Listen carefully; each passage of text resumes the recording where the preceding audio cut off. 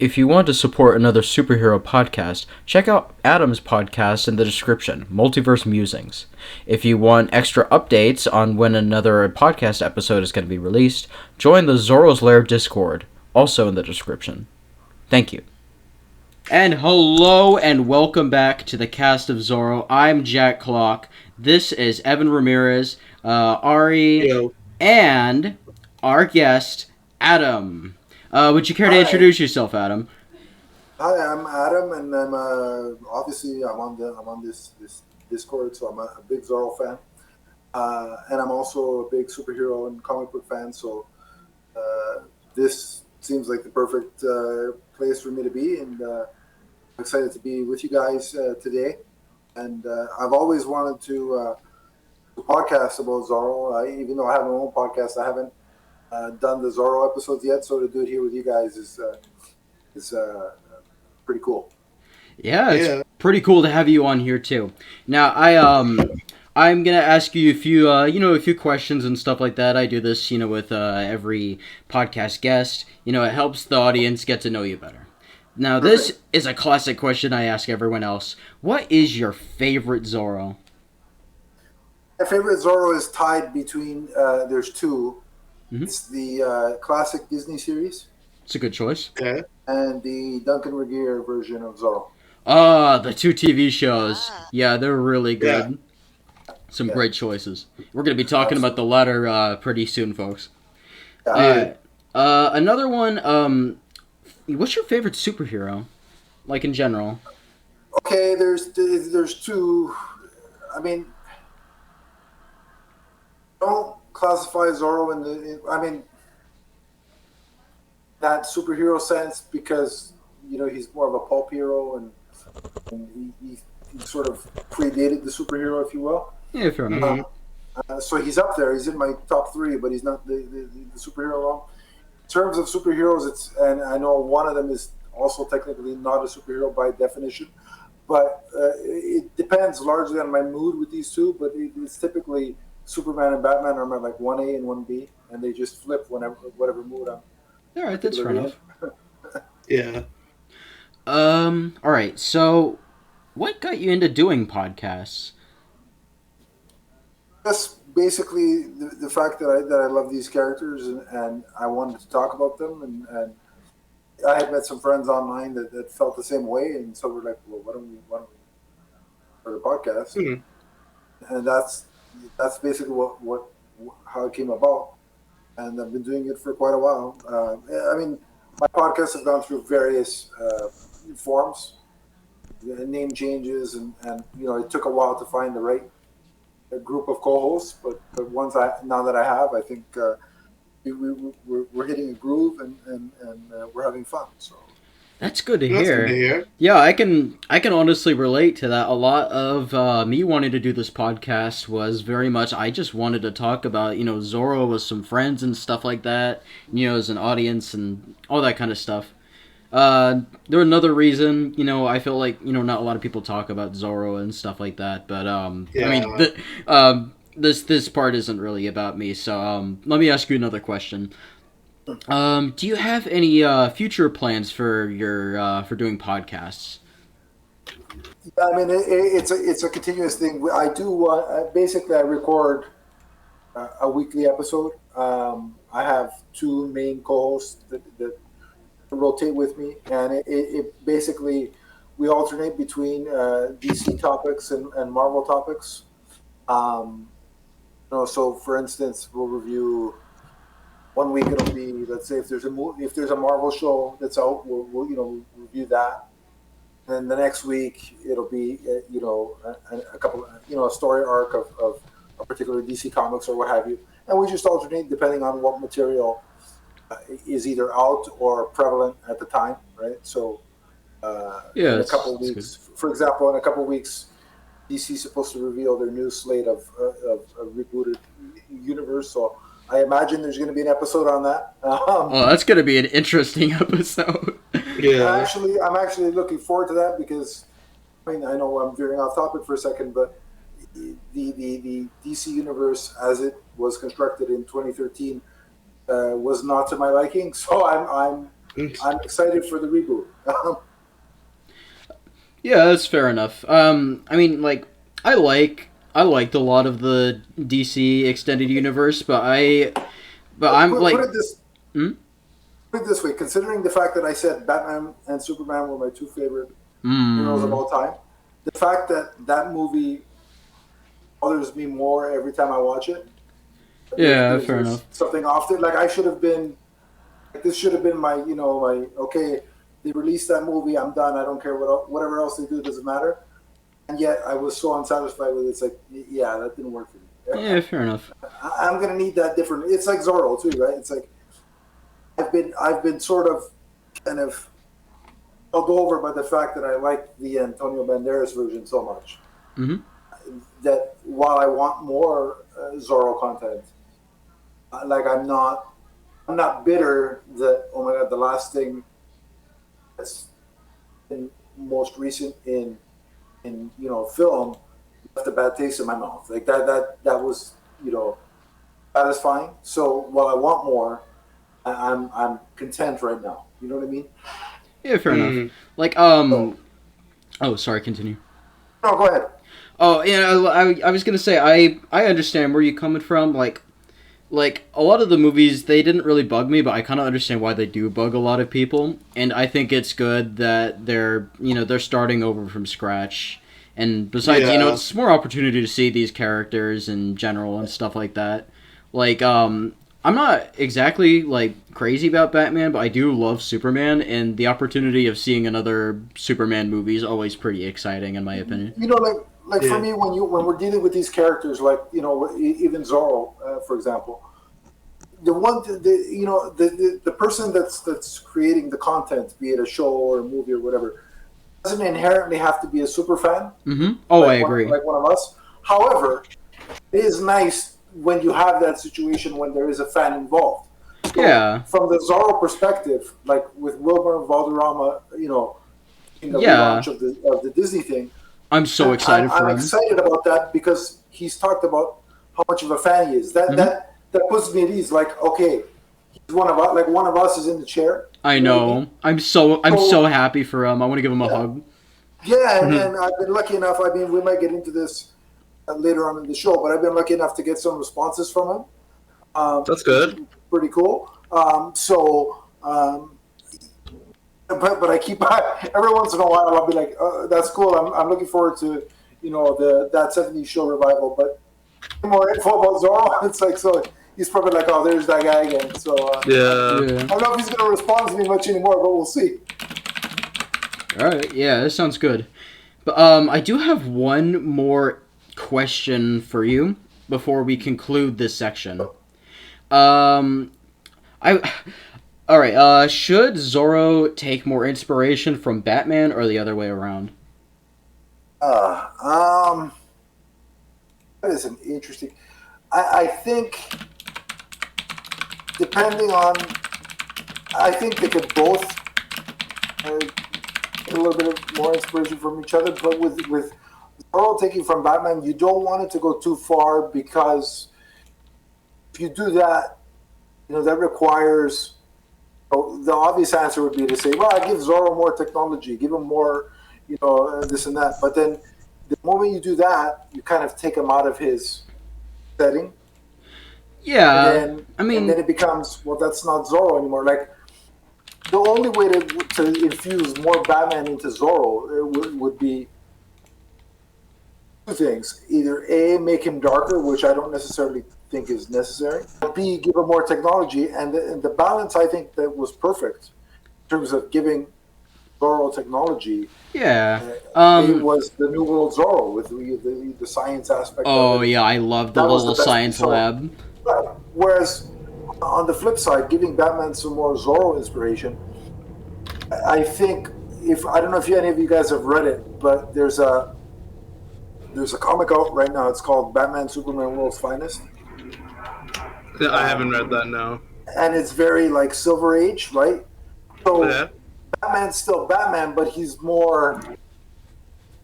What's the word? I don't know.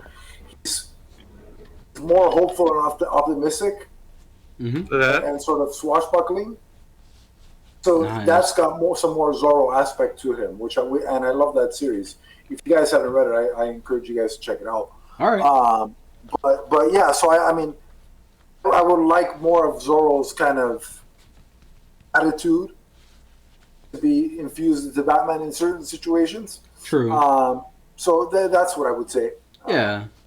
I mean, like, I do understand where you're coming from, though, and, like, making Zorro not be, like, too much like Batman. I do think that, like, having more technological aspects, like, I think, I mean, it's been done before to varying degrees of success, and I think that it's good as long as you don't lose your vision on who Zorro is.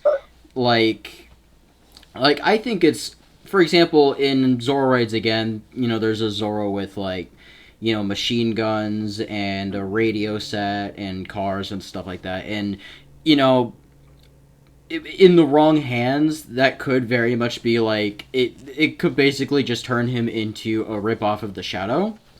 But, like, I don't know, like, it keeps a lot of the swashbuckling vibes of Zorro, and I think that it's a good middle ground. I think a thing that really doesn't work with Zorro, though, is, like, making him really dark, like you said, but that's going to be a topic for later, and I think we'll have a lot more to talk about it later on. Yeah, like, I don't want Zack Snyder's Zorro, like, no thank you. And so it's like, if we're gonna go down that route, it's like I'm out. I'll just watch reruns. But yeah, so all right, fair enough. That's where I draw the line. You know what I mean? So it's but we'll have more to talk about that in the later topic. I do have one thing I want to say about that topic. The one thing I feel like Zorro should take from its contemporary, like, works like Batman and whatnot, is giving him a way better rogues gallery. Yeah, I was about to say. I feel like that most Zorro villains, even though some of them are pretty good, are very samey, and they kind of all meld together into, like, more of archetypes rather than individual characters. Yeah. Like, you got the fat sergeant, you got the corrupt captain, you got the corrupt governor. Like, it's sort of all those archetypes, and each individual iteration of those characters are usually pretty good, but you need more variety in sort of antagonists for Zorro to fight. It's why characters like Don DeLoro, or like the Enforcer in the '90s cartoon, or even like Captain Love and stuff like that are such fun, unique villains, because they're not just. Sorry. I just want to say Captain Love is interesting because he fills the archetype of the very evil and corrupt Capitan, but what sets him apart from all the others is there's actual history with that character, and he's American. He's an American captain rather than being from California or for Spain. Yeah, he's a Texan. Yeah, that's one thing that's the one thing that they do with that character that at least sets him apart from all other corrupt and evil captains that Zorro has to fight. It's just also the fact that he's based off a real person is also another thing. Yeah, they threw into there. They added. Yeah, that's just one thing. I just kind of wish there was more sort of variety of Zorro villains. Yeah. Are we going to touch on the American mythology comics at all? Because I mean that kind of goes into what, like. Well, we're gonna. We are gonna talk about one of them later, but we can bring it up now. We can. Well, it just feeds into what was just said about more, other villains. Oh yeah. And I think I gotta say, when I heard that they were bringing back Zorro with American mythology, I thought it was great because more Zorro comics. You signed me up. Mm-hmm. Zorro was actually the first comic that I picked up. Ooh. Do you guys remember when Marvel had the license and they were doing tie-in comics with the New Age Zorro show? I was a little too young to remember either the show coming out or the comic, but I have read them, yeah. Okay, so I was collecting those as they were coming out, and it was the first thing. It was the first comic I ever collected. And so I have the originals, and I know American Mythology is doing the reprints now. Mm-hmm. I have the originals, and I'll pat myself on the back that they're still in pretty damn good condition, if I do say so myself. But anyway, that's not the point. The point is, American Mythology, when they announced that they were doing, they were bringing back Zorro and they were doing a more horror tinged kind of bent to it. At first, I was like, I don't know about this because, like, look, and no offense to people who love horror, but horror is not my go-to genre. Like, there's some of it that I can understandable. I enjoy, but there's some that I don't. But I gotta give American Mythology a lot of props here because what they've done with it has been very, very good, and I've really enjoyed myself. And I think the success of those comics for me is that sure you're having Zorro fight mythological creatures and zombies and the like. Cthulhu. At his core, Zorro, right. But at his core, Zorro has remained this, same. He's the Zorro that we all remember and love. So that's what makes it work. And so you do something like that with Zorro in a live action context. Yeah, I think, and also it has some really good villains too, like Zorro Swords of Hell. I'm actually wearing a T-shirt of Zorro Swords of Hell as we speak. I just realized that. The villains in that one are at least like they start out with like the greedy Capitan and stuff like that, but the fact that he's basically sold his soul to a Native American like demon to like destroy Los Angeles is so nuts that like it honestly like it makes him way more interesting than the average evil Capitan. And the Jaguar Brujo is also really cool as well in the comic. I like, yeah, he doesn't really have much of a personality, but I mean, he's just cool. That's really all that needs to be said. And also keep in mind that. Oh, sorry, I didn't mean to interrupt you. Finish your statement, then I'll say what I wanted to say. Sounds good. And the main antagonist, I wouldn't call him villain. The main antagonist in Zorro Galleon of the Dead. Oh my. His story is so tragic, and his character is just so intimidating. But anyways, I'll let you speak now, Evan.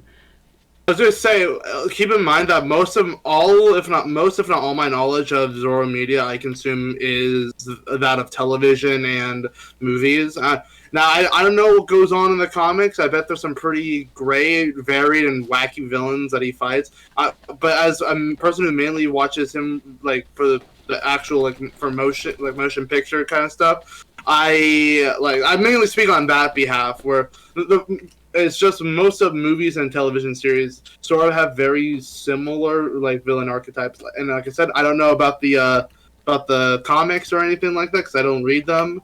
But the only thing I'd wish that new Zorro like TV shows or movies would do is sort of change up the character archetypes we get. I mean, sure, you can still have like the corrupt captain, the fat sergeant, the evil governor. You can have all that stuff in there. That still works. But the only thing is I just want some new sort of like actual like mainstay villain, so Zorro could have an actual rogues gallery to him.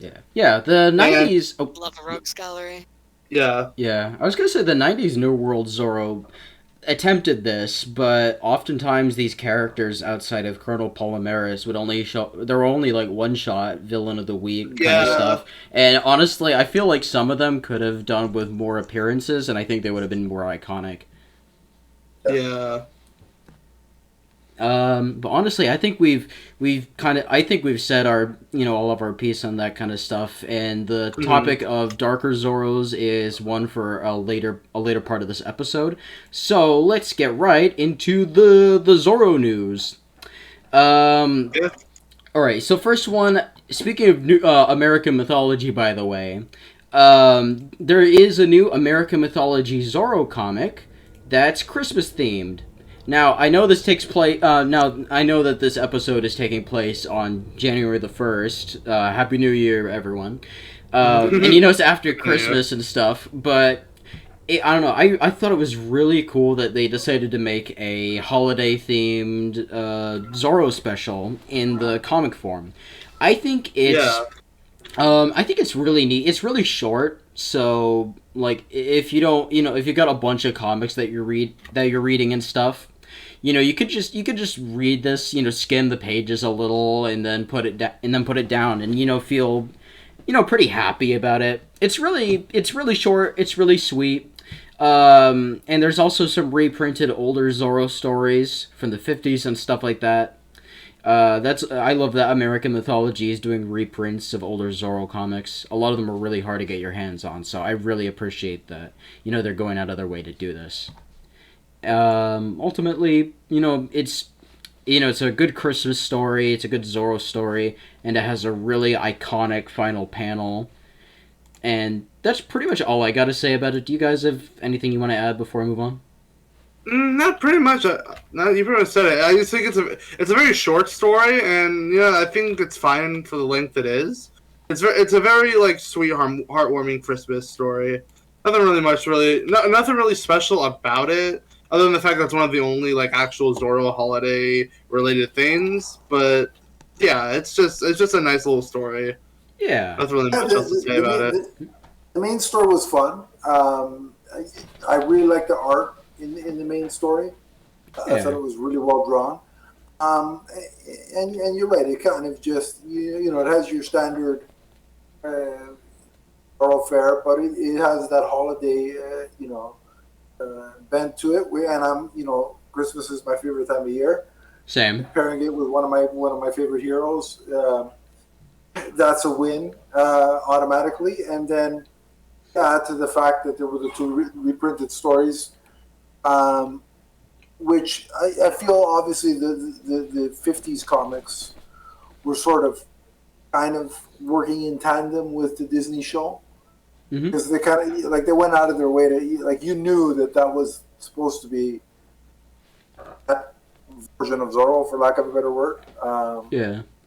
Even those reprinted stories, they worked for with the holiday theme, the whole thing, and that one story where the captain and the soldiers thought that the priest was Zorro, and the way that all unfolded was kind of cool. And I'm a sucker for that old school art too. So it all worked really well for me. I just liked having a new Zorro comic. Yeah, me too. That was the best part of it. It was like, oh, finally there's a new comic. Hey, look, American Mythology is releasing another Zorro comic. Isn't that swell? It's a rare treat when I go to the comic store and he's like, oh, by the way, here's another Zorro. And I'm like, oh, that was surprising. This was supposed to be 4 months ago, but all right, I'll take it now. Yeah, I would think that this is another common American Mythology W, but I do wish that, we get to see more Zorro comics from them. Honestly, that you're doing good when my only complaint is that, they could be releasing even more Zorro comics. Like, there's just not enough Zorro. The funny thing is, you mentioned that. I actually tweeted them. Asking, are we ever going to get the issues 2 through 4 of Zorro Flights? Because we have issue 1, which I read when it came out, probably about a year and a half ago. I was like, what happened to Zorro Flights? If you ask me if I remember that comic, I have no idea. I have to reread it. But I asked them, are we ever going to get issues 2 through 4? And they did say that they are working to get those out, and that we should be hearing some more about it soon. So stay tuned. Nice. I think we also have to understand, as frustrating as it can be, because they are a independent publisher, right? Mm-hmm. I'm sure remember, first of all, it was the pandemic, and then there was the paper shortage, right? Mm-hmm. Yeah. So there was a lot of stuff that they probably had to deal with as an independent company that probably put back where they should have been. So as frustrating as it is to be so behind on these comics, you kind of gotta give them some leeway. But the good thing is they've acknowledged it and they said more is coming. So all right, that's good. I didn't know that there was like a paper shortage. I knew that, I figured that the pandemic might have slowed a lot of stuff down. I don't know if it was paper or printing, but something was causing delays across the entire industry. But then, Oh, damn, that sucks. obviously, the bigger companies could handle it better because Yeah, DC, Marvel, the Titans, they could. they've got Warner Brothers and Disney money to play with. True, yeah. Whereas American mythology doesn't. So That's unfortunate. At least we get to be seeing flights, continue. I'm happy about that. right, yeah.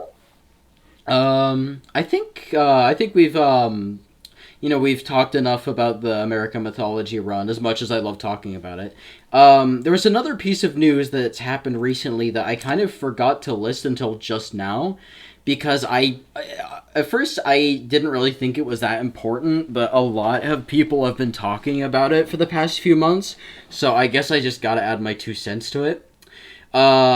So everyone knows Antonio Banderas, right? That little actor who played Zorro once or twice. Is kind of under the radar. So he and Catherine Zeta-Jones were being asked about their Zorro performances again, since Puss in Boots: The Last Wish just came out recently. I really want to see that movie. Don't spoil it to me, anyone. And so people have been asking Antonio Banderas, if he's gonna, pass the mantle on to someone as Zorro. And his response has been a little controversial. A lot of people have been talking about this, that he wants Tom Holland to become the next Zorro, that he wants to pass the mantle on to Tom Holland. Honestly, I kind of want you guys to speak first about it. I just want to see this unfold.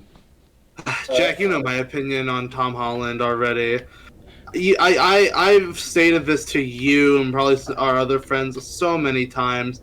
I like Tom Holland as Spider-Man, and that's it. Because everything else I've seen him in, which most of them weren't even good movies to begin with, he could not get out of the same archetype of playing that Peter Parker-like character. And I just feel like it's either he's limiting himself because he's not good at playing other characters, or the stories are badly written in a way where he can't really work with anything he's given.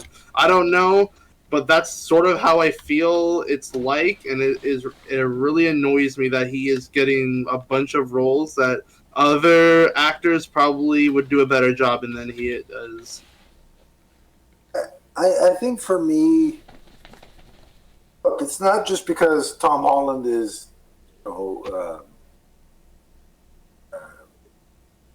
British and as British can be, with that one note American accent that he has in every single movie. But it's not that. It's because certainly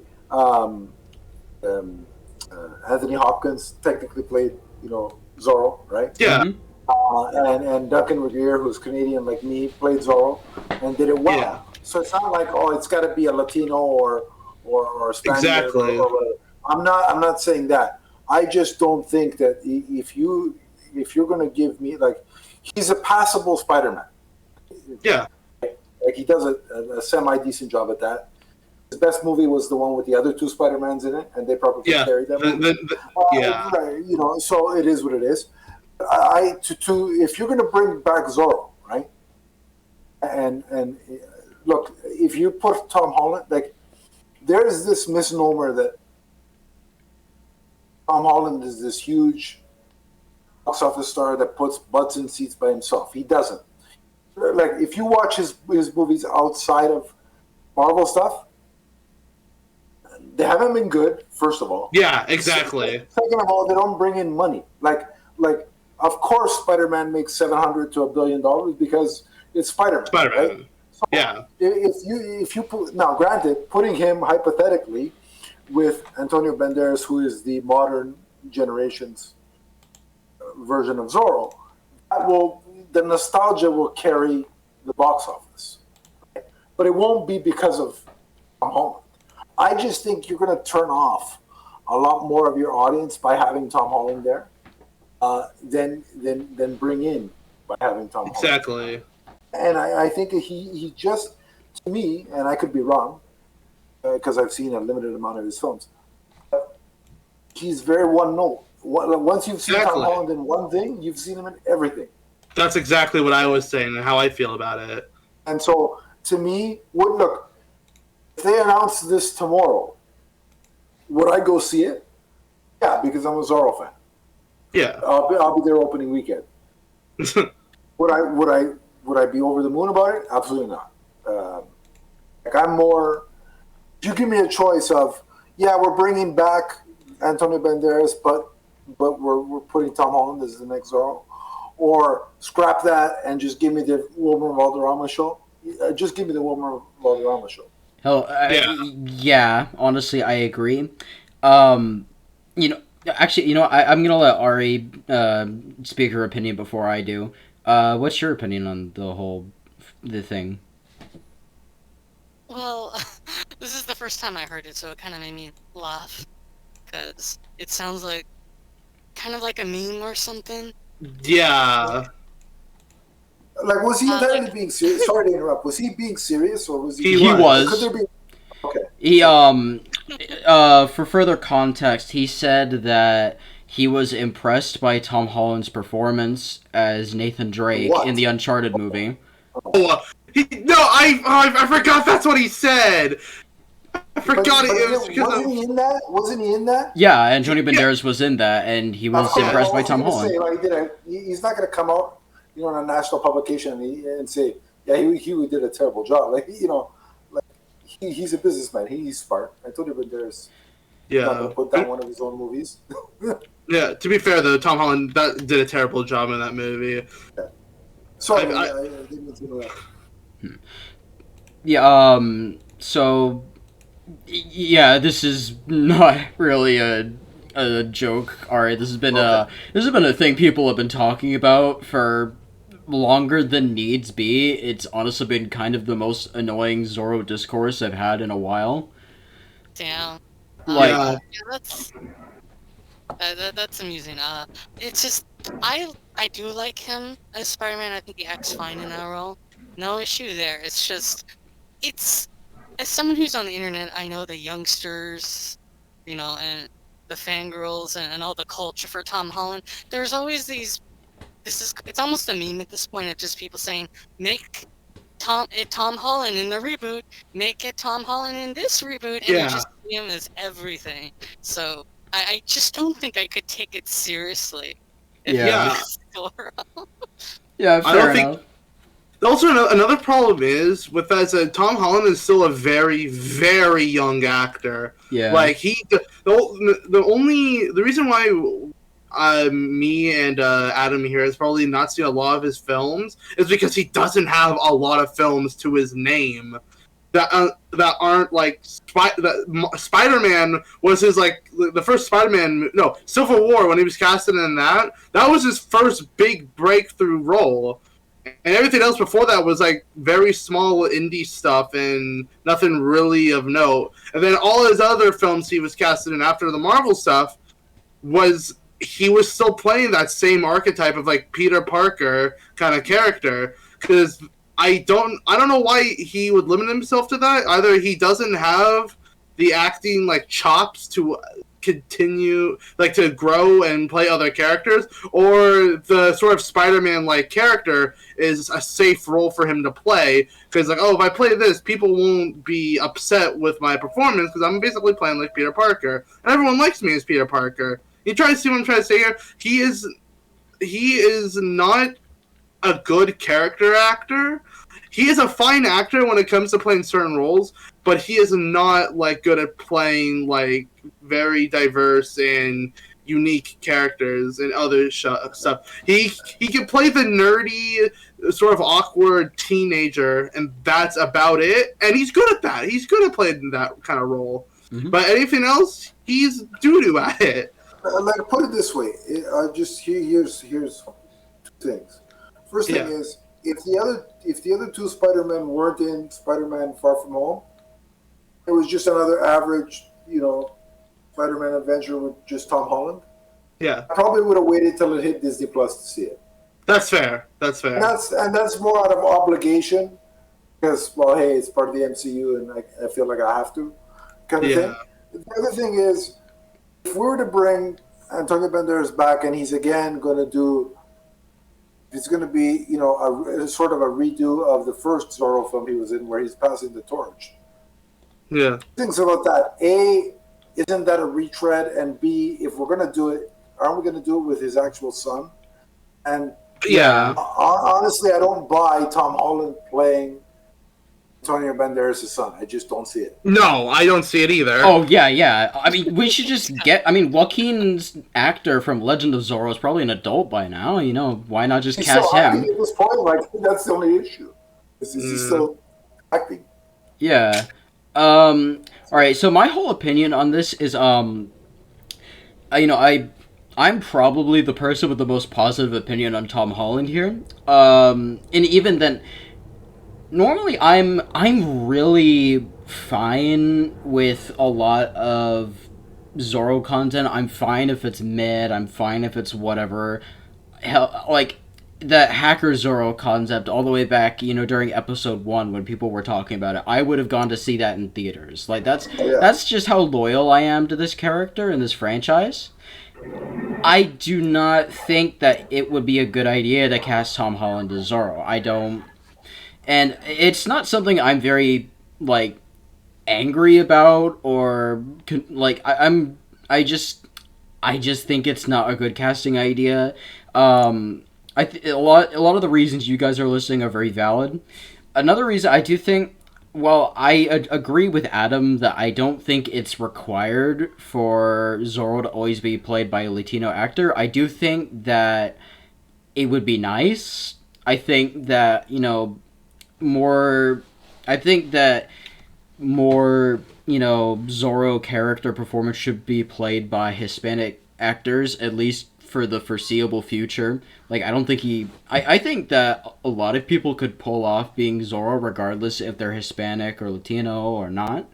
But I think because of the lack of Hispanic and Latino actors playing Zorro in the past, I do think just for now we should, have more actors like Wilmer Valderrama or Miguel Bernadette. Yeah, I think more actors like them and less like Tom Holland would be nice. There is one more. Huh? I was gonna say, before you make your point, all I really want is I would prefer if they were Latino or Hispanic, because it fits better, even historically and in the area they're in, the country they're in. Thematically it makes a lot more sense. But if the person can act and do well as Zorro, then cast him as fucking Zorro. It doesn't that is priority. Is if they can act and act well, then cast them. If they also happen to be, sorry, what were you saying? No, I've always said on other podcasts, because this same issues come up with Superman, right? People have this certain expectation of Superman. I always say, look, if you're doing these mass auditions, you're testing 425 people or whatever. The best actor that walks into the room should get the job. Mm-hmm. Don't just cast because. Yeah. Say when Zorro comes in, if the guy if there's an English actor that's better than the 5 Latino actors in the room, then cast the guy that's from the UK. So first and foremost, get the actor that's right for the role.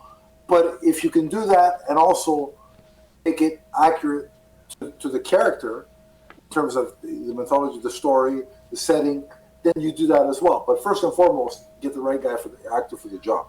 Yeah. What I've always said. So True. I think there's a balance to be found in there, Exactly. Yeah, I don't think it all just has to be one or the other. I think that... No, yeah. But I'm not saying it has to be one or the other. All I'm saying is the priority should be on the performance, and then you find it's okay. True. Well, we all agree that Wilmer Valderrama would be infinitely better than Tom Holland. Yes. Oh, Yeah. yeah. But Piece of wood. there is Piece of wood with a hat would be better than Tom Holland.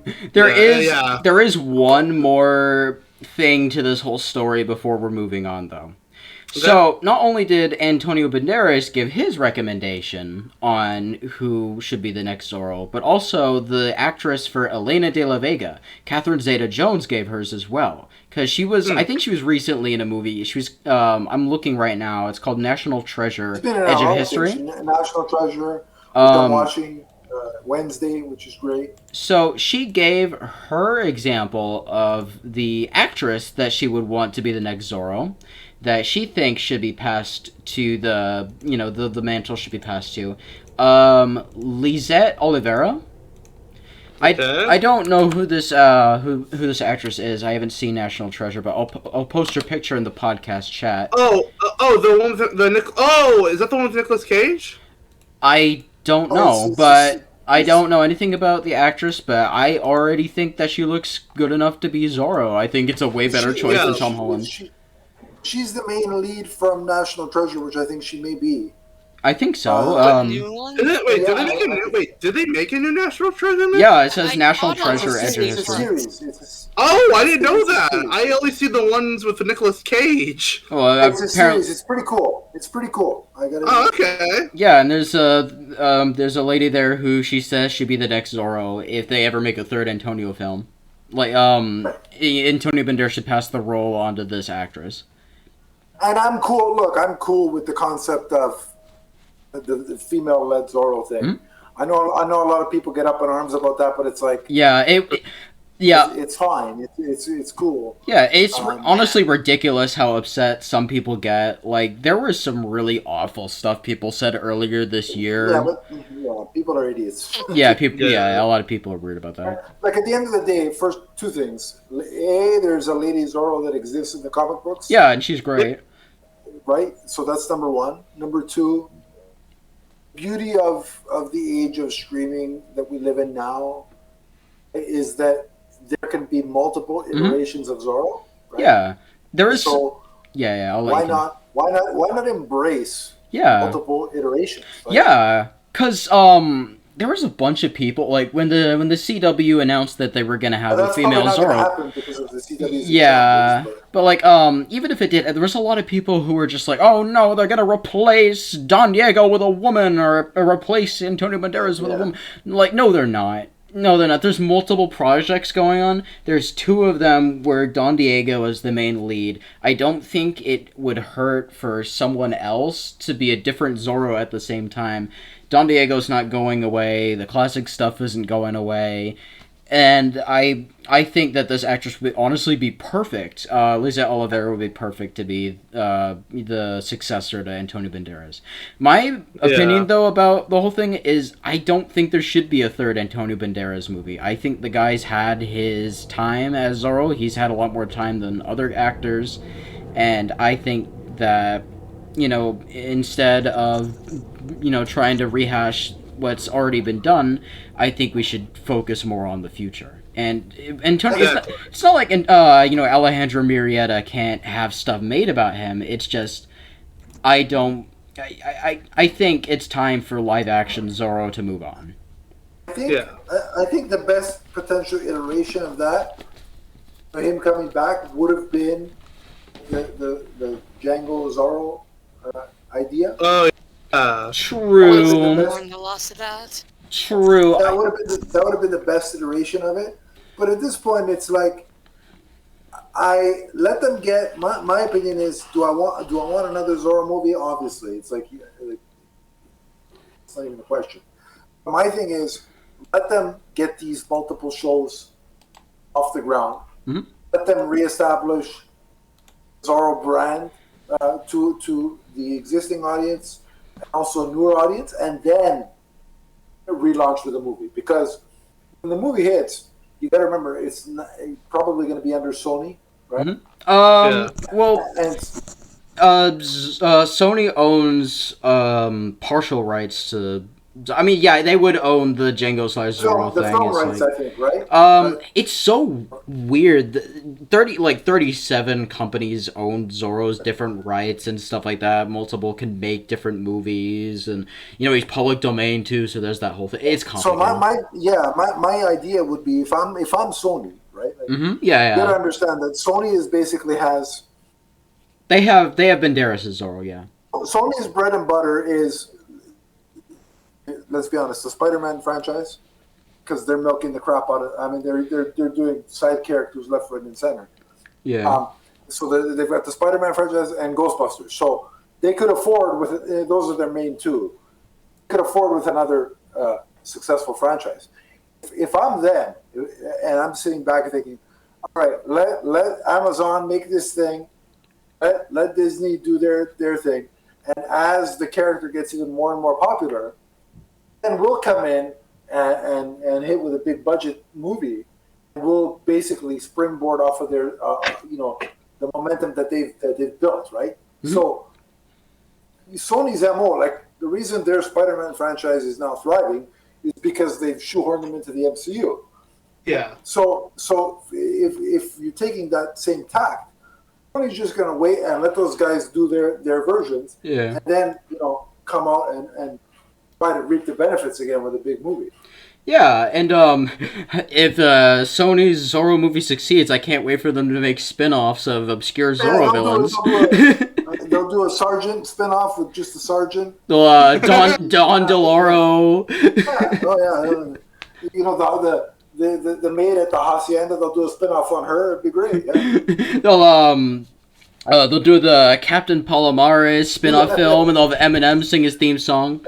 Yeah. Oh, it'll be great. It'll be great. What the name of it? They cast Bad Bunny or whatever the hell his name is as some random list Spider-Man villain. It's like, why? Like, what is the point? I don't know much about what's going on with Sony Spider-Man stuff, but it's a joke. Oh, my bad. But the thing is, like, with the Django slash Zorro film, I'm kind of mixed on that one. Like, on one hand, it would have been cool. It would have been really cool. But, like, that story is supposed to be, like, about Don Diego, and there were certain aspects of Don Diego's character that Alejandro Murrieta doesn't have.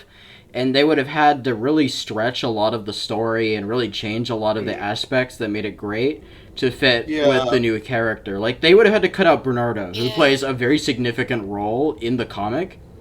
Like, the finale would have hit way less if, like, Bernardo wasn't in it. And I think that's honestly my big critique. Good point. Yeah. But, that's, like, it's like, really pedantic at this rate. I kind of want to move on. Something they could not. I just thought of something that could probably make that idea work if they didn't have Bernardo. They could have made it with his son instead of Bernardo, because his son kind of fills a similar role in the Legend of Zorro as Bernardo does, sort of as a sort of helpful sidekick kind of character. I haven't read the Zorro Django crossover yet, it's pretty good. Yeah, I hear a lot of good things about it. So I don't know if having I forgot what's his son's name from Joaquin. Legend of Zorro. I forgot his name. Joaquin. I don't know if having Joaquin sort of fill that role in that movie would work or not, but like I feel like that if they were going to do that, that's most likely what they would do instead of Bernardo. Just have Joaquin's son. I personally would not have liked that, but I know the people who didn't like him in Legend of Zorro certainly would have liked that. Was he? Oh, okay. I can kind of get a guess of what happened. Anyways, I want to move on from this topic since we got the topic of of this current episode I wanted to talk about was the Zorro Christmas specials from the 90s from New World Zorro. So I don't know where to really start because it's two different episodes. We've always done movies and stuff like that, but now we're gonna do two episodes. You know what, Adam?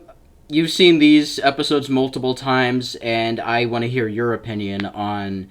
How about It's a Wonderful Zorro first, then we'll go to Miracle of the Pueblo. It's if I remember correctly, the first one is very much. It has that sort of, you said it's a Wonderful Life kind of feel to it, but also has a bit of the Scrooge story as well. I can see a bit of that. So there's a bit of that, and so I really like that it's sort of very reflective, and it's a character piece of sort of Don Diego and realizing or coming to terms with the fact that how much good he's actually done as Zorro, because he's questioning himself. Yeah. And what, am I making a difference here, right? And it's throughout the course of it, it's you recognize two things. You see what the world would be like without Zorro, and you also through that the effect that he has had. Yeah, and I think it's really. I think it shines a light on how important not only the character is to that particular world that's been created. Yeah. But also, I think it speaks to the whole character as a whole and his importance in pop culture. I agree. Yeah, because the 90s Zorro show, I wouldn't call Diego's character in New World Zorro static, like some of the movie characters can be, but I do think that some of the best development happens in very specific episodes. This is one of them. Yes. And, because previously, I think this is kind of like when he realizes that him being Zorro isn't just a game for him, because this is what Don Fernando, the angel that takes him through this trip, kind of shows him that without Zorro, everything would fall apart. Like, it references previous episodes. In like this is pretty cool. And Ramon, he monopolizes the water supply. He does that in one episode. And that's what kills Don Alejandro, because without Zorro to back him up, he dies basically on his own trying to fight against the Alcalde, the conventional methods. And Felipe is taken to Devil's Fortress, and is rotting there for the rest of his life because of events that happen in another episode. And Zorro wasn't there to save him either. And I think that's so, impactful. It shows, because, everyone's always kind of wondering, in the back of their heads when they see a Zorro thing, what would happen if the villains got their way and stuff like that? How would this negatively affect people? You could come up with all kinds of nightmare stories about this, but this episode actively shows it, and it basically, it's like a huge bucket of ice cold water thrown into Diego's face. This is a wake up call.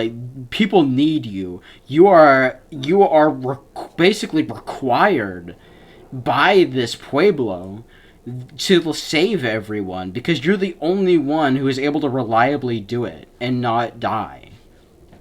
And I think that is so impactful. Honestly, I love it. It's a great episode. That's fantastic. God. What else have I written down about it? Because I have some notes written down. Let me find something specific about It's a Wonderful Zorro, because I have stuff written down for both episodes. There is one thing I didn't like, though, about It's a Wonderful Zorro, and that's how they handled Victoria. So, for those who haven't seen the episode, Diego walks into Victoria's tavern. It's a pretty, iconic part of the show's story. And so he walks in and he sees Victoria, but the show goes out of its way to make Victoria a prostitute. Yeah. And stuff like that. If Zorro wasn't there, her whole personality would have just changed. Because in previous and future episodes, it's never shown or talked about. Victoria wouldn't do that. That's against, that's not really in her character. She's not really like that. And I mean, you could argue maybe it's because she's fallen on hard times and stuff like that, but even then, it's shown that she's, a competent, businesswoman. She's able to run her inn very well. It's like Zorro not being there wouldn't have changed that at all. And even you could argue maybe the Commandante or the Luis Ramon, he might have, changed something or one another, but I don't really see how he would have been able to do that. Like, it doesn't really make any sense, and honestly I think it's a unfortunate side product of the 90s. The 90s had a kind of general socially conservative kind of flair to it in TV back then, where like, because a lot of Zorro, like it shows Zorro, he goes away and everyone's just all rowdy and oh, they're making out in the streets, oh how horrible this is. And like, I think that's just one. It's the one really negative part I really have about any of these two episodes. Yeah. It's something I'm honestly willing to ignore and even just poke fun at instead of really get angry. Yeah. I mean, it was a little overboard. I would agree with that. It was kind of like they went to the extreme to show, oh my god, look how different it would be, right? It's like, yeah, I would agree that it's a little overboard. Yeah. It doesn't fit with the trajectory of the character, right? At all. Yeah. And there is a character though that I feel like the episode handled really well, and that's Mendoza. Mendoza's handled really well in both episodes. I think he's handled it even better in Miracle of the Pueblo, but we'll get to that later. In this episode, he's essentially been rendered homeless because he stood up against the alcalde for killing Don Alejandro. And I think that's one of the biggest gut punches in the whole episode. Because Mendoza, out of every single one of the sergeant archetypes in Zorro, is the nicest and kindest and most lovable one. Like, if he existed as a real person, he'd be considered the most lovable. Yeah. And... Yeah.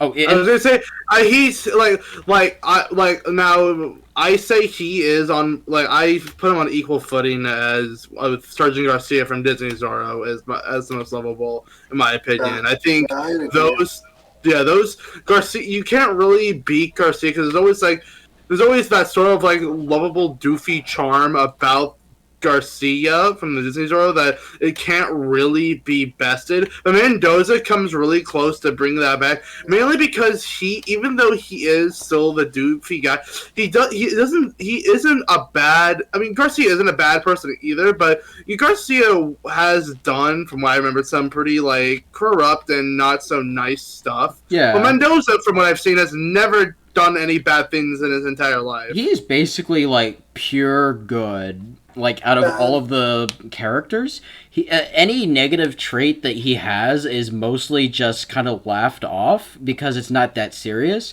Whereas Sergeant Garcia still has done some morally questionable stuff in trying to catch Zorro. Mendoza is completely undeserving of every bad thing that happens to him in the entire show. And this is basically the worst thing to happen to him. And it is so tragic. He is punished in the worst way possible. He is stripped of all of his belonging, of his home, of all of his friends, and basically because he did the right thing. And it is just so sad, like, how horribly he is treated by the alcalde. Like, yeah, don't get me wrong, it was really messed up to hear, Sergeant Garcia talking about how Monasterio basically abused him over the course of a year, like physically, psychologically, and stuff like that.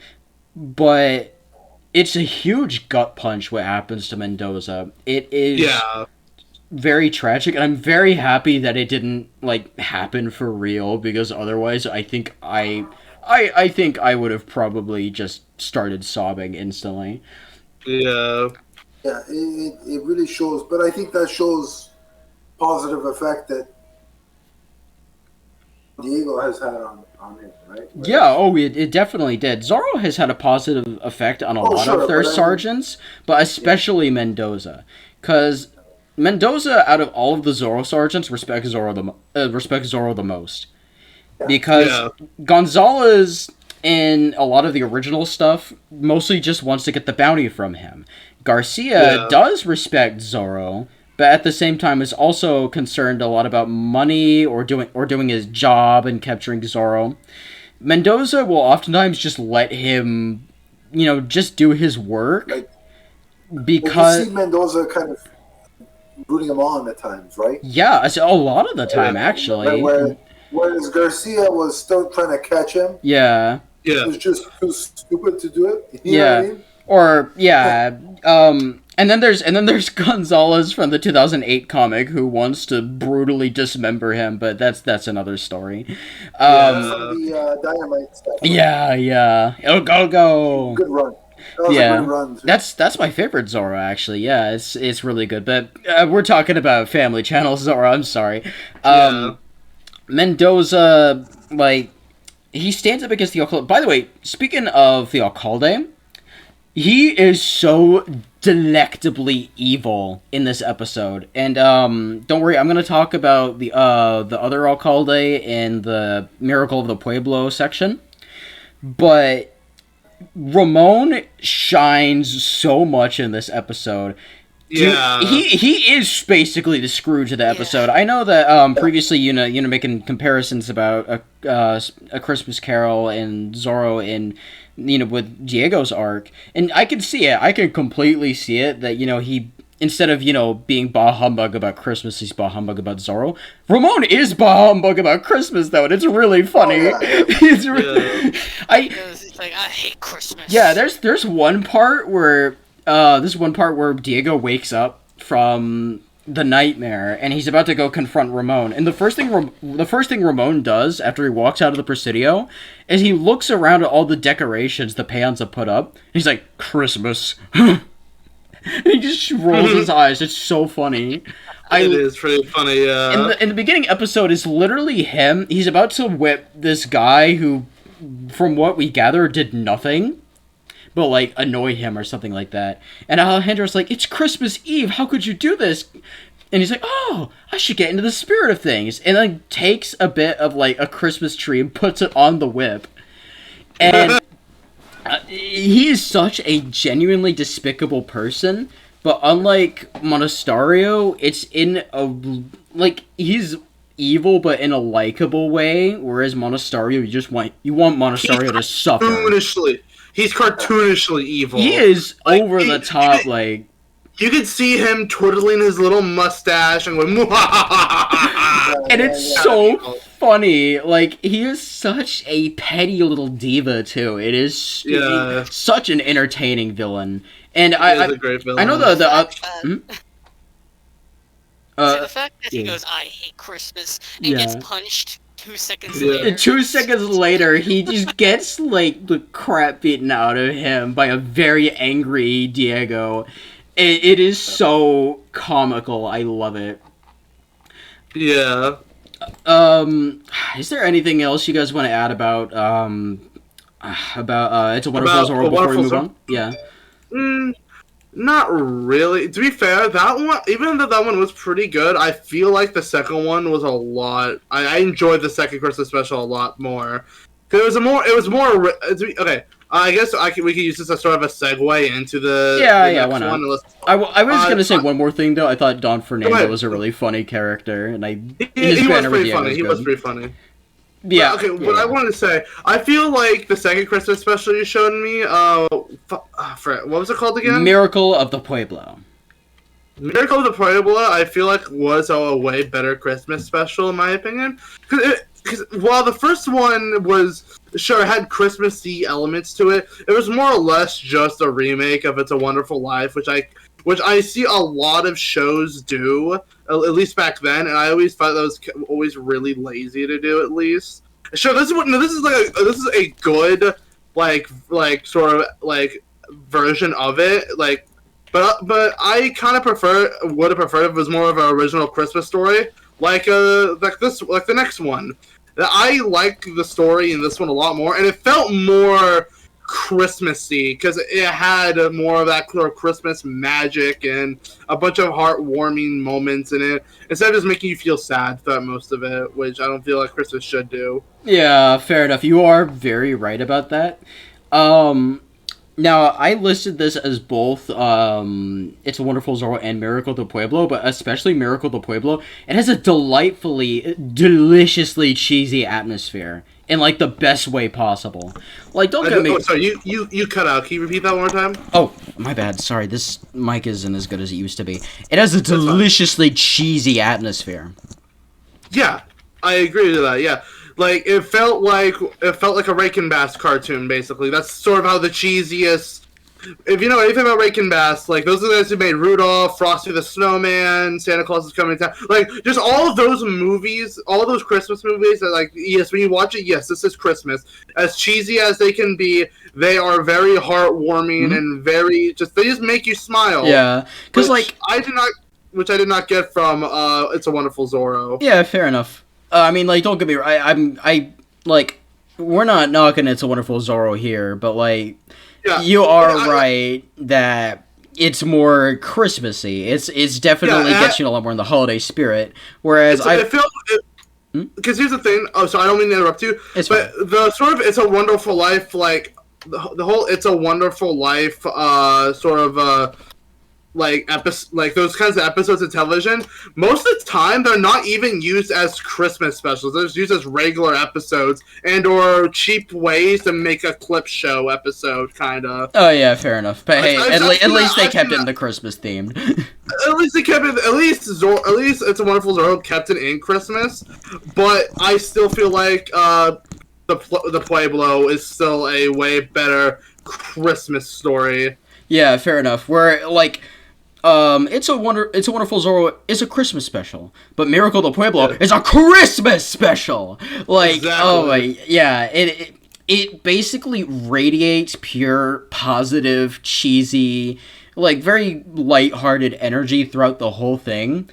Like the stakes are pretty low. The stakes are mostly just, if they don't break Santa Claus out of the Pueblo, then, the kids aren't gonna get presents this year. But even then, like, the whole message behind that is, like, you don't even need to worry that much about the presents not being given to the children, because Santa flat out says to the characters, the hope of a child isn't easily destroyed or stuff like that.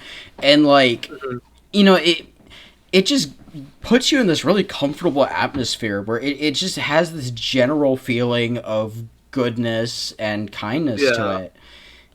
And it's, Santa Claus and Mrs. Claus themselves, by the way, are really well written.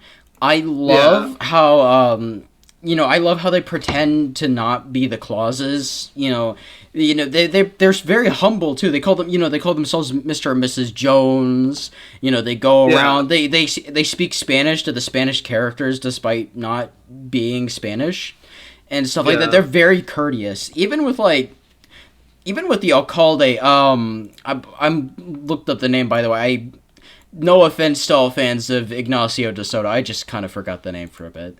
Is that the alcalde of this one? In season 3 and 4, yes. Yeah, the only issue I have, even though he's still a very good antagonist, I feel like Ramon is just way more entertaining. Oh, yeah, he's way more mustache-twirlingly evil, whereas De Soto, the thing is, it kind of does apply to his character. He is less evil, and I think that's slightly by design. Because later on, that does have an effect on the plot in the show itself. Okay. But as for this Christmas special, I do like that he has a different outlook on Christmas than Ramon. Because Ramon, he said before, he's basically just screwed. He's bah humbug, Christmas, stupid. But De Soto actually does value Christmas a little bit. Even though he does lock up Santa Claus in jail, he doesn't think he's Santa Claus. He thinks that Mendoza is being a delusional man-child when he says it. Like, Mendoza says to him, oh, yeah, we think he's Santa Claus. He's like, oh, really? And I'm Don Quixote. Yeah. And but he still celebrates Christmas, even if it's in a very not fun way. He has all of his troops lined up against the Presidio, and he's reading his okay poetry to them. And don't give him the kindness. The poetry was shit. It's mid. I like the really elaborate prose, but other than that, it doesn't have much going on for it. Yeah. And the whole time they're trying to free Santa Claus from prison, Victoria, Mendoza, and Alejandro, and it's so fun to see all three of them work together, because you never really you see Alejandro and Victoria work together occasionally when like activism stuff. Yeah. And I mean, don't get me wrong, that's cool. I always like that. I like seeing Alejandro interact with other characters outside of Diego. But all three of them had this really sweet dynamic that isn't even brought up by themselves. It's inspired by Mr. Jones. And, like, it just, his existence in Los Angeles is radiating pure positive energy. And it brings these three characters, and one literally under, like, who could basically be killed for what he's doing, Mendoza, to try and break this poor guy out, and to help the children of Christmas have a happy Christmas. And Diego, this whole time, he doesn't really participate because he views himself as the backup plan in case things go awry, because Victoria's plan is it could have been worked on a little more. But he lets them do it because, as he says to Felipe, like, look how happy they all are. Look how, Mr. Jones is motivating all of them indirectly to be better people. And it just has this message. It actually genuinely does have a message to it, to keep the flame of innocence alive within yourself. Even when you're an adult and you've been through life's hardships, there should be a part of you that still maintains innocence and, to the ability to believe in something bigger than yourself. And I love how at first Don Alejandro is just like, all of you are crazy, all of you are ridiculous, but he's convinced to participate, and he completely changes his outlook, and it's not like a switch going off either. He genuinely has his mind changed through all of that. And I love that so much, because Alejandro, he doesn't get a lot of character arcs in general. He's usually used as either disappointment in Diego. This is the whole franchise, by the way, not specifically this show. He's usually either disappointed in Diego or gets horribly injured by the villain. But, like, I love how this show gives him, a lot of arcs and stuff like that. Disney Zorro had it too, but, like, even more so with this one. And also, I didn't think this was possible. It makes Mendoza even more. Oh, I was about to get... Yeah, I agree. Mendoza, oh my god, he had a... Yeah. This is a Mendoza episode, pretty much. Because... Yeah. I, again, listed this as both episodes because he shined in both episodes, but he shines so much. This is basically his episode in Miracle de Pueblo.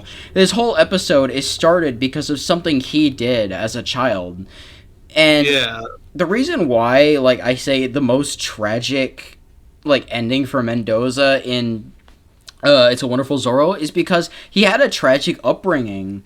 In this show, he was basically an orphan who spent all of his life living in an orphanage, and it was his message to Santa Claus that is the reason why they wanted to show up, because he lives such a hard life, but he doesn't take that out on anyone. He's not cruel towards anyone. He's not, hateful. He's not, vengeful.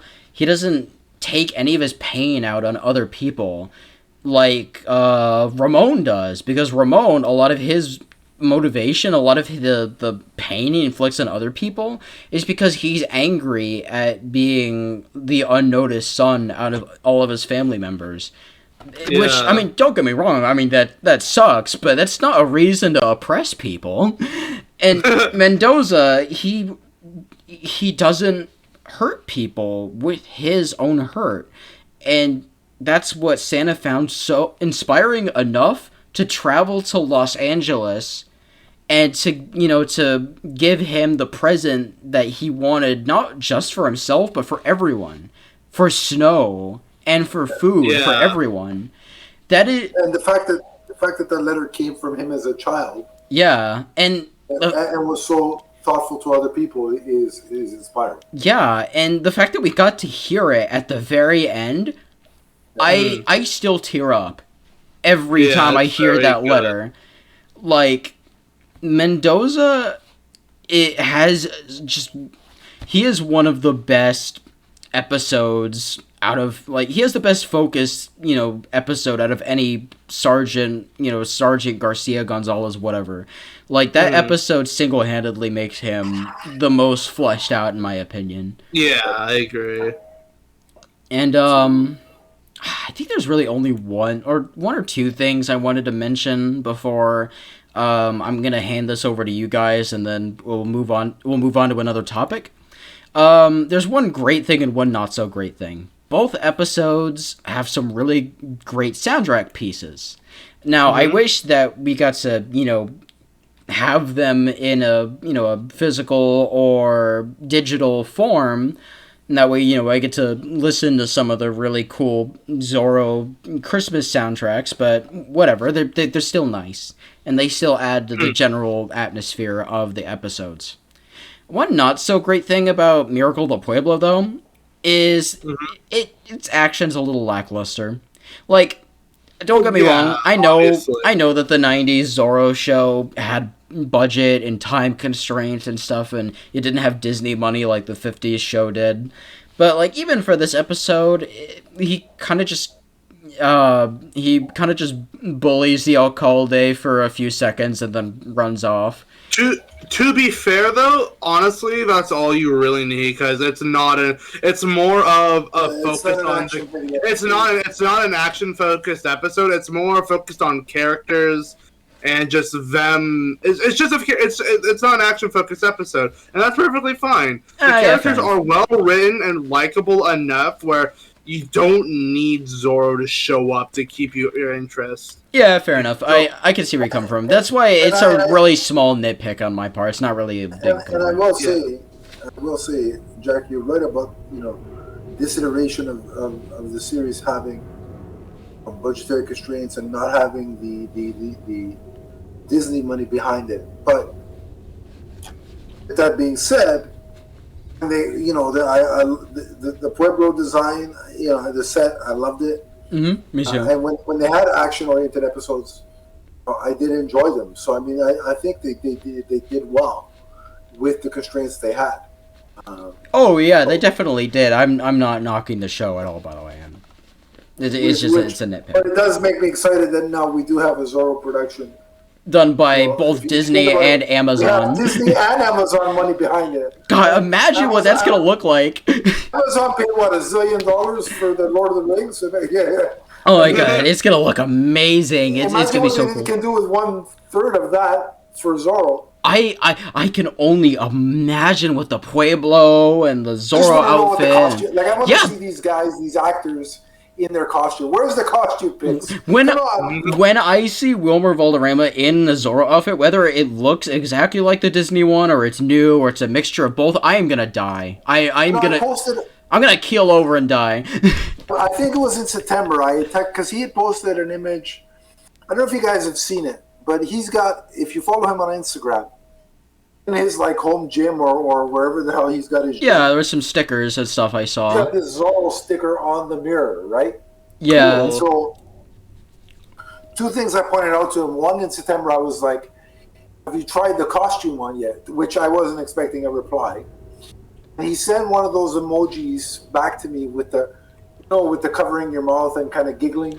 Oh, Yeah. So I'm like, damn it, you're just teasing me. Like, when can we see it? I think that Yeah. I think currently the thing is he's under contractual obligation not to say anything about this show. Yeah. But like, Also- but like you could tell he really wants to say stuff about the But show. also too, like he posted recently. I think it was at the beginning of December. Yeah, we're he gonna posted an get image- more. An image of that sticker is like in progress, and it's like ... And so I'm like, oh, Oh my god. clearly he's doing that on purpose because things are happening behind the scenes. It's like, I need to know more. I know. Yeah. Oh my god. And the fact that the Amazon Zorro show is probably wrapping up filming by now. Oh my god. This is such a good time to be a fan. It's almost Yeah. done filming, right? I think. Yeah, it started filming in July, and they said they No. were going to end it by the end of the year. Correct me if I'm wrong. Is that all in Spanish? It's gonna be I'm not sure. They said they're gonna have dubs and stuff like that too, and subs and Okay. dubs, and it's gonna be accessible for pretty much a Yeah. multinational audience. They said. Okay, cool. That's good. I mean, I would have put subtitles on regardless, but if they're gonna have an English dub, I'm whatever, gonna check out both. I'm gonna do both. sure. Like A funny story before we get back to the New Age Zorro. yeah, The guy that's doing it for Amazon.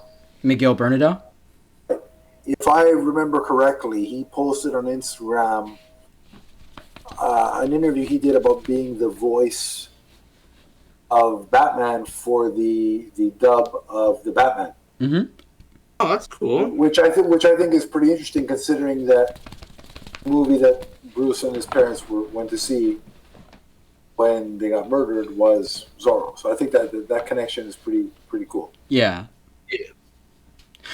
I did think that was cool, but I was gonna wrap up talking about the New World Zorro episodes because I think we've kind of squeezed everything we can talk about Yeah. that episode. Huh?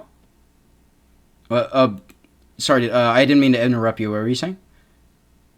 I'm good. Yeah. No, Oh. you didn't interrupt anyone. Oh, my bad. I'm sorry. I was agreeing with you. I said, yeah. Fair enough. So, All right. Yeah, I was gonna talk about my general annoyance at the lack of Zorro holiday specials in general. Yeah. Not even just Christmas, just in general. Because, like, there's so much you can do with this character in different holidays and stuff. Like, you know, we could have a Zorro, you know, in Halloween. American mythology could, you know, really run with that idea. You know, they're already doing that, right? with the horror things, yeah. true, but like in general with a Zorro like Halloween themed one, that'd be so cool. Or you know, Valentine's Day, considering all the love interests, yeah.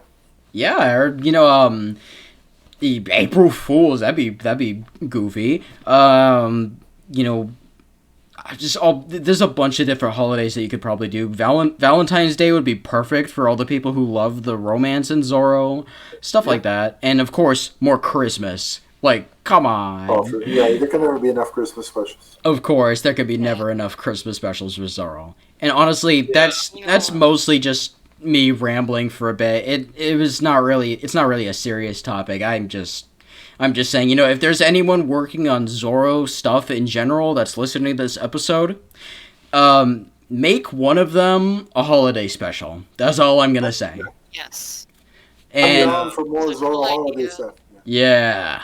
I never thought of this when I saw these, because I've never seen this show before.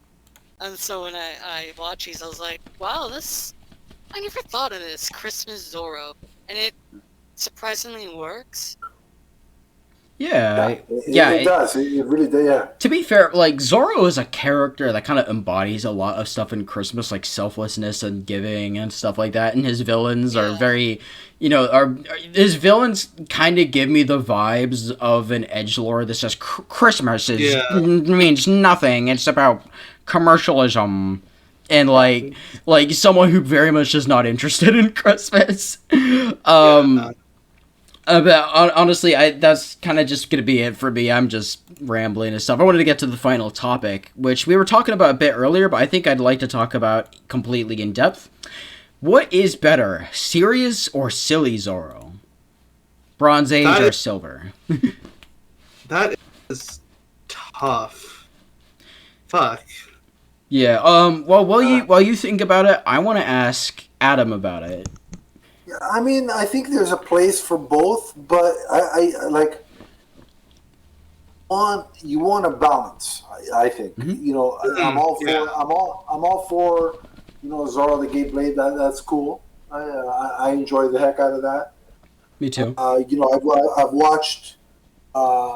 Thanks to you posting a couple of them on YouTube, Jack. Zorro and Son, and I got a kick out of that. Yeah, I wish they made more. That was cool too. So that's the more comedic side of it.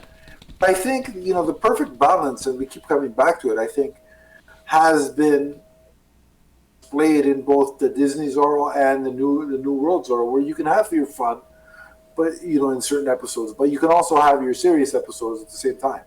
Yeah. And so there's no. I don't think. See, the problem is with today's media and specifically in the superhero and comic book space, in terms of live action and stuff, it's either typically you'll see it either one way or the other. So either something will go extremely dark, or something will be extremely lighthearted and fun.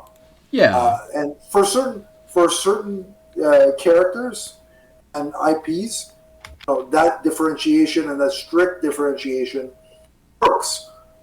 The beauty of a character like Zorro is that there is that. He's a champion for the oppressed. So in that, there is a seriousness when you're dealing with what these people are going through, and things of that nature. But there's also the fact that Zorro is a swashbuckling type of character where you can have your fun and your humor, and you have the side characters like the Garcias and the why am I blanking? We just talked about him. The Sergeant. Come on, why am I blanking? Mendoza. Thank you. I don't know why I was blanking. And I mean, like you have those characters that can veer you off into the comedy. So I think it's just about having a blend, and the perfect Zorro interpretations, I think, are a healthy mix of both. If you ask me, as opposed to one being a hard line on one side or the other. Yeah, fair enough. I want to hear Ari and then Evan's opinion, and then I'll state mine. So I don't want to cop out, but I probably want something with a little of both. I love the hammy, cornier stuff that makes up so much of what I've watched, but I think I still sort of like slightly higher stakes, more serious stuff. But I still can't imagine it played totally straight without any swashbuckling humor or moments like that. So that's my opinion. All right, fair enough. Evan? I think I'm gonna be in agreement with everyone saying that I like both, because my two favorite is a serious and a silly. My favorite serious one is the 1975 film. My favorite silliest one is The Nephews of Zorro. Both are complete contrasts of one another. One is a very sort of grim and it has its comedic elements, but still a very serious and very like it's a really cool film about a bunch of different other stuff that you would not see in a kids film. And the other one is a Abbott and Costello sort of comedy film where it's two random guys just going around ruining everything for Zorro that are his nephews. It's really funny. I like both, but if they would do I'm still trying to think that. Okay, if they were to do a new Zorro movie, I would prefer it to be a serious Zorro, like something new that's being made right now. I would prefer it to be serious, but still have its comedic elements to it, of course, because Zorro is always going to have that. But I would want it to be I would want all the characters and Zorro itself to take the story seriously. I don't want our newest Zorro film to be a spoof movie of itself. And to take it back to when we originally started, I remember I asked Jack if Batman should or Zorro should borrow from Batman and such like that. that's the unique thing about Zorro is that you can kind of play in both spaces in one adaptation. Like there could be a little bit of both. You can't do that with a character like Batman, where it's like yes, there's the '66 Batman show, and then there's the Dark Knight, right? Mm-hmm. Yeah. Can you imagine those two fused together? It would never work. Whereas Zorro, I mean, they tried that. It's called 1997's Batman and Robin, and it was a giant turd. But whereas Zorro is, you can have, something like the Disney stuff or the New Age stuff, or even the Antonio Banderas stuff, where there is humor, there is some funny moments and a little bit of slapstick here and there. But there's also the serious, right? Mm-hmm. In that same Antonio Banderas movie where he's calling the horse stupid because the horse won't do what he says, and the horse is getting drunk, also had somebody's head in a jar because they've been decapitated, right? So it's like, there are very few properties does that dichotomy work. Zorro happens to be one of them. Yeah. I think I'll finally state my opinion now that I've been thinking about how to word it. Essentially, I think that things can work both ways. I think, though, it does that some of the best Zorro stories take place in a very serious and grim environment, but Zorro is more fun and entertaining. Because, like, the Dynamite Zorro comics are my favorite Zorro story of all time. It deals with some extremely intense things that were pulled right from the 2004 Isabelle Allende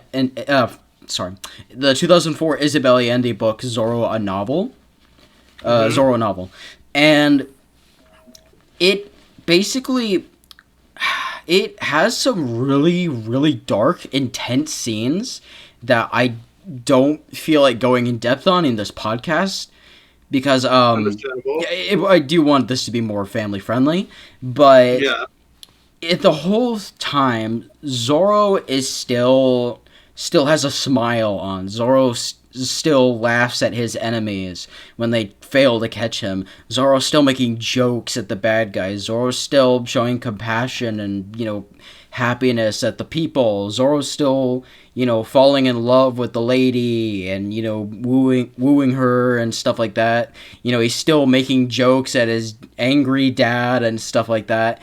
It's all, there's still fun swashbuckler elements, but it's also a really dark and traumatic world that has a light essentially shown on it, which is Zorro. He is the light that, makes the darkness go away.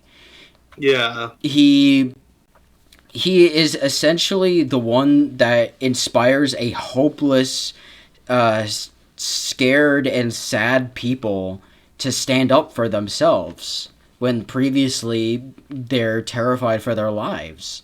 It's why in Zorro 1975, it's a very serious movie until Zorro shows up, and then there's all the slapstick and goofy stuff, but that's after we see multiple scenes of people being gunned down in the streets by uncaring soldiers, people having their lives ruined, people being locked up in chains and enslaved to work for the government.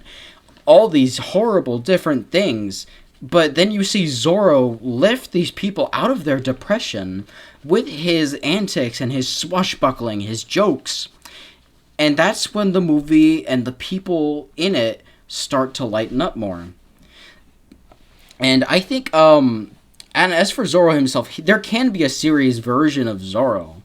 But, like, there still has to be some element of lightheartedness in it.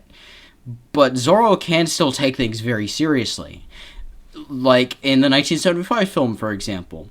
He's normally pretty lighthearted and fun-loving when it comes to the sergeant and the soldiers and stuff. But at the end of the movie, when Colonel Huerta murders the poor priest in cold blood, no smiles, no jokes, just, I'm going to kill you. And he does. Yeah.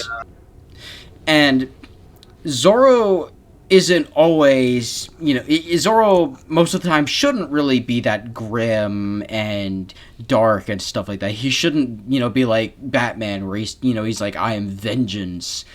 But when a villain does something to properly make him upset, when a villain crosses that line, when someone is just so irredeemably evil, then that's when he takes off the smile, and that's when he starts to play very seriously. Yeah. And he shouldn't be like grumbling and growling like Batman does to a criminal. He should be furious. He should be angry, yelling, shouting, screaming, stuff like that. And Yeah.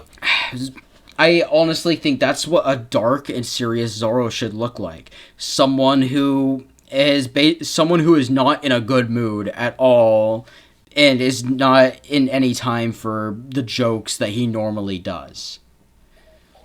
That's what I think a dark or lighthearted Zorro should be. I think that's what those two dichotomies are. And I think that both of them are completely welcome in the franchise. Just exactly.